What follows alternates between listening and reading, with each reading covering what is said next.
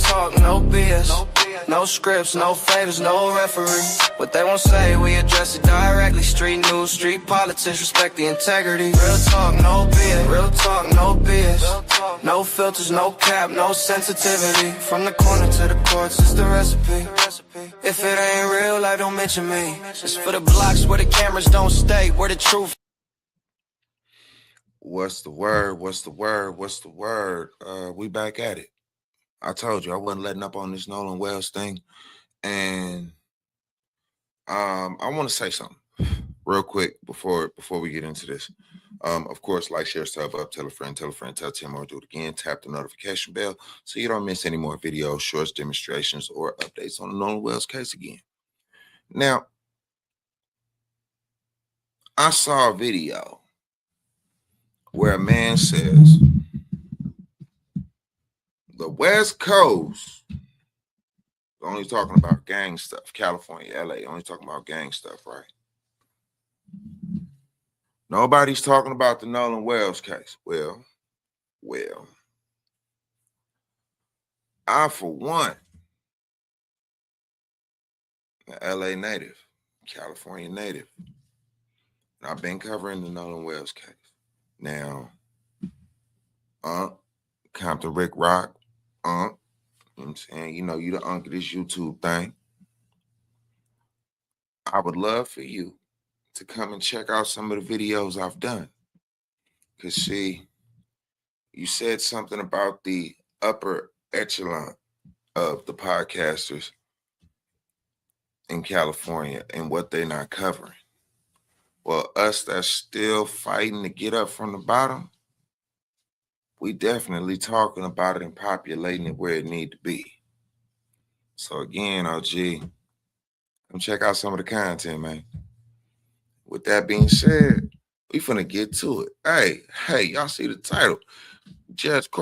Former Judge Carlos Moore, he sat down with Hype Plus. And this is just part one. Like I said, we're gonna cover it, we're gonna figure it out. We for sure gonna figure it out. With that being said, let's get to it. A lot of people are pointing fingers at their friends. From your professional opinion, what makes them look guilty? I wouldn't say it makes them look guilty, but it definitely makes them look suspicious. The friends did not act as friends normally do. First of all, if you leave your friend back, you're going to know exactly who they stayed with. And from the very beginning, it's been conflicting information. The young lady allegedly was named Katie, and she says allegedly that Nolan told her that he was going back with the friends he came with. Mm-hmm. And those friends are saying that he stayed back with Katie. So one of those two cannot be the truth. And what we do know is that Katie did not lawyer up initially. I don't think she still has lawyered up, but we were told that the so-called friends lawyered up initially. They deactivated their social media, maybe scrubbed some of their social media initially. Mm-hmm. That's very suspicious. Why would you do that if no foul play was expected or had occurred? And this is why. Let me go ahead and get me in here real quick. This is why they didn't want Mr. Moore talking. I applaud this man for stepping away from the crazy and letting them know I can't be silenced. You scrape your social media, you delete your social media for what?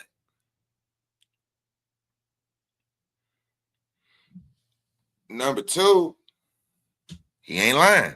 If your friend is somewhere, you go somewhere with your friend, you know who they was with when you left them. If you left them. Let's go. Because people drown every year. And if you're just a witness to someone drowning, there's no need to be so afraid or so fidgety. Yeah. Yes. Now, a lot of things were going on as this unfolded, a lot of suspicious activity. And I'm going to kind of highlight a couple of them for you. The first was, his phone and keys were not on his person. How did you feel about that particular information? You got that? That in of itself, the phone, if you're out boating and the water was so high, you normally would have your phone on a dry location. So you would have left it in the interior of the boat or something. But the suspicious thing would come when you if he allegedly told them he was going to go stay on the island with a young lady, he would have retrieved his phone. You know for certain you don't have it on you. Yeah. And so that's one of the first things you're going to do. I would think I would give you the phone. Hey, yo, Yeah. Here's your phone. He would have. If I'm separating from my people, yeah,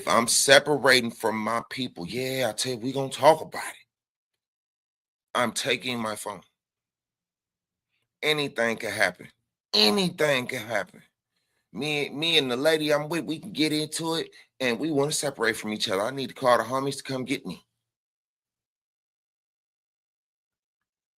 The boat don't work. We get stranded. I need to call my friends to come get me.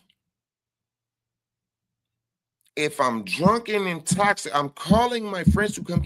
Do you see where this is going? We're going to continue with this diabolical work. Voluntarily, when it retrieved, or his friends would have reminded him of taking it to him before they got on the boat and left the island. They would have seen it. And definitely, if they just happened to forget to give it to him, as soon as they got back to land, they would have taken it to his mother or his father and said. Because were they not, he was supposed to be staying at one of their houses, right? Like a sleepover? He did the night before, allegedly, yes. So I think to me, that was a question. Okay, if he's not going to go back with y'all, how does he get back to the house? Mm-hmm. Like, if y'all was his ride, unless somebody else was supposed to be out there, that's where it gets a little blank for me. Correct. Now, I was still at the friend's house. Yeah. Right. Another thing that kind of came up, maybe that's considered suspicious, that they didn't let his family know, particularly his mother, know till like 11 p.m. or something like that. Yes. That he was missing. And I didn't understand that either, because if you believe the stepmom, they left Horn Island around 4:30. And so I don't know why. I think that was the real mom. I think. Now the judge is the stepmom. She was out there too? She didn't go out there. The real mom went out there, but someone released a statement on Facebook, and I believe that was Ashley Cole, that recounted what I believe Warren had told her, Warren Hudson, that they left the island around 4:30. And so there's a lot of hours that would have passed between 4:30 p.m. and 11 p.m. So I don't know why they would have waited till 11 p.m. to call Miss Wansley. Yeah, I think that was something that stood out for me, because it kind of helped support something possibly happening. Things. Let's call a ball and a strike a strike. Let's go ahead and call a ball and a strike a strike. So you leave at 4:30. So you claim. Another video say 3 o'clock, 4:30, whatever the case may be at that time, you said you was gone. Why wouldn't you make sure the homie got his phone? Why wouldn't you make sure that his mama know if something happened, that something did happen, and they need to go see about him? Why? If all that is the case, then why on the 911 phone call? Shout out to Willie D. He called it. The call came straight from dispatch. Who could have altered the call if that's the case? If he's not on the boat, why are they saying his name? Exact words, verbatim. No's dead. Make it make sense. Make it make sense. Let's get back to it.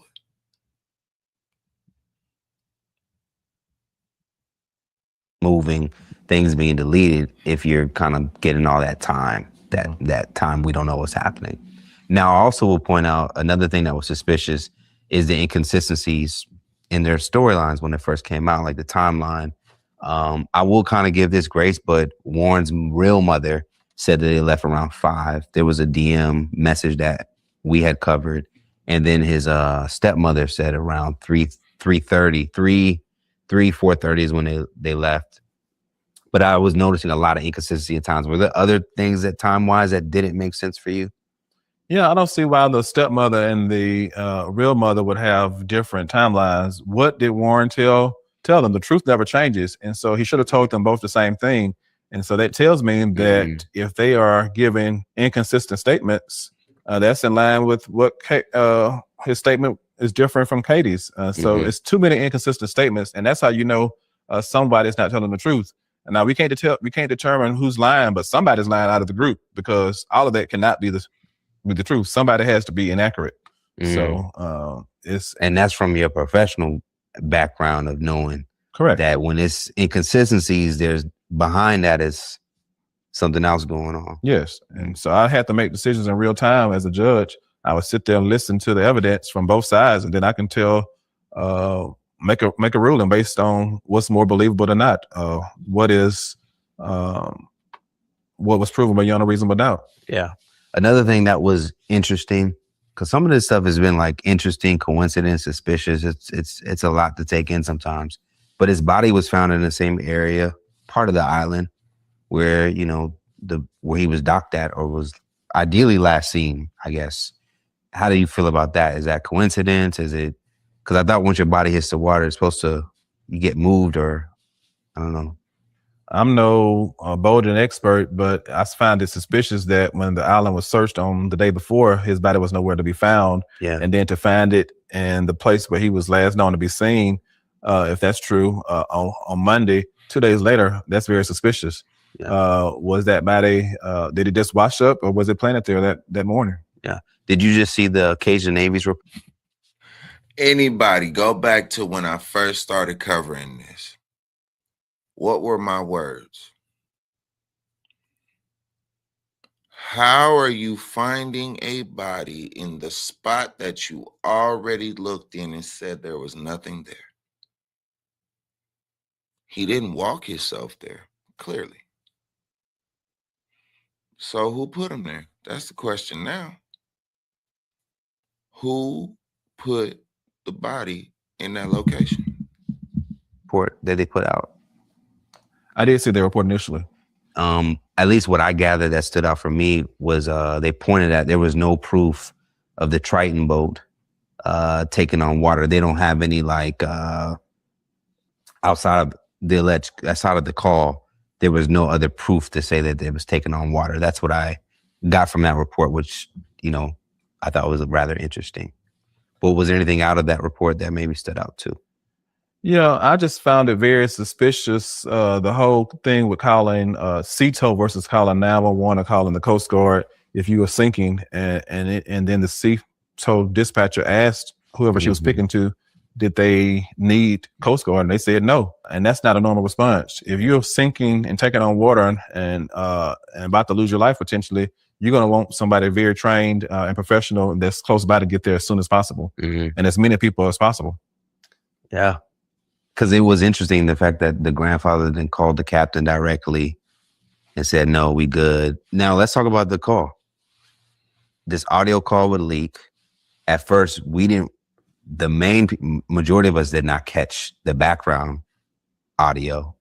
That audio was then stripped, enhanced, or helped so people can hear it. And we hear a conversation that sounds like some foul play is happening. It sounds that way. I think I could say that right. And what was your reaction to hearing that, the audio recording? Yeah, when I initially heard the recording, I focused in on the conversation between the dispatcher and whoever the guy was. You can clearly hear what they're saying. I did notice initially that there was some faint sounds, a chatter, but I had not been able to decipher what was said. But when it was stripped by audio engineer or enhanced or without the use of AI, you can clearly hear certain things being said. And that led me to believe was Nolan actually on that boat. Want to watch the full interview? Well, it's available now to all Hype Plus YouTube members. Cancel anytime. Hey, look. Like he said, y'all heard the man say, y'all want to watch that full thing? Go on there over there to Hype News. I'm more or less, we getting to the point of the situation. What happened? Somebody lied. There's some foul play going on somewhere in there. And I've been saying this. And the fact Because it seemed like people starting to slow down on talking about it. For what? Why? Do I react to every single video that come out? No. Am I going to react to every video that come out? No. A lot of it is for you to click on it, to ooh and ah to. The loss of this young man and the family trying to find answers for that ain't no ooh and ah situation. So either Caddy lying or the friends lying. And somebody on the grown side is doing a cover-up. My name is Big LA. Real talk, no BS. These are my words. Nobody asked me to get on here and say nothing. Common sense is common sense. Tomfoolery is also tomfoolery. But leave y'all thoughts and comments in the chat. Let me know what y'all think, man. Who lying, who did it, and who put the body there? Like, share, sub up, tell a friend, tell 10 more, do it again. Tap that notification bell so you don't miss any more videos, shorts, reels, demonstrations, or updates on Nolan Wells' case again. And the means and in betweens, I rock with you. Get buried under headlines and pay. We don't glamorize pain, we contextualize facts, put the story in order, then we give it right back. Politics in the streets, streets in the system, same cycle repeating, nobody really listens. We talk consequences, not rumors and clout. What happened, why it happened, who it really about. No gimmicks, no industry, hand on the scale, just voices from the pavement trying not to fail. Every episode pressure, every word got weight. We don't chase controversy, we document fate. If the city feel intense, we unpack it clean, no sensational spins, just the truth in between. Real talk, no biz. Real